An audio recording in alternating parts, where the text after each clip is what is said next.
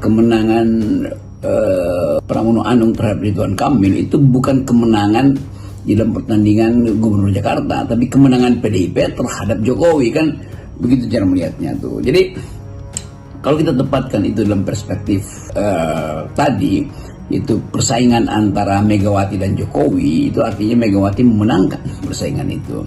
Dan apa akibatnya? Ya akibatnya ini jadi vitamin bagi PDIP untuk meneruskan semacam upaya mempersoalkan seluruh kejahatan politik Presiden Jokowi selama 10 tahun atau dalam 3-4 tahun terakhir ini, terutama terhadap PDIP, lalu terhadap konstitusi, lalu terhadap negara. Jadi kemenangan Pramono itu adalah kemenangan dari mereka yang punya rencana baik untuk membongkar kembali mengapa Presiden Jokowi yang dipilih oleh rakyat selama 10 tahun akhirnya mengkhianati rakyat, mengkhianati partainya sendiri.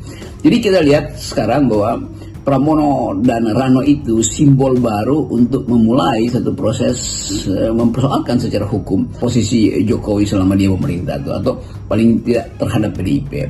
Dan kemungkinan itu bisa dibawa di dalam sidang-sidang parlemen, lalu dimulai diperiksa kebijakan mana sebetulnya yang menyebabkan disparitas ekonomi selama Presiden Jokowi memimpin itu jeblok. Kalau itu salah kebijakan nggak ada soal, tapi kalau itu di dalamnya ada unsur-unsur kriminal, yaitu penyogokan atau memanipulasi angka atau menyodorkan eksklusivisme pada satu kelompok, kan itu juga problem yang menyebabkan kita sebagai rakyat itu merasa bahwa pajak kita itu dimanipulasi oleh Jokowi, bahwa anggaran yang seharusnya menghasilkan kesejahteraan justru menimbulkan disparitas. Kan semua itu juga adalah problem ketika Jokowi memerintah. Kita mau lihat itu, dan kesempatan itu terbuka hari ini dengan menangnya Pramono Anung dan Rano Karno terhadap Ridwan Kamil dan Suswono. Itu artinya menangnya mereka yang menginginkan kejujuran dalam politik dan mereka yang memakai politik sebagai alat memanipulasi. Kan itu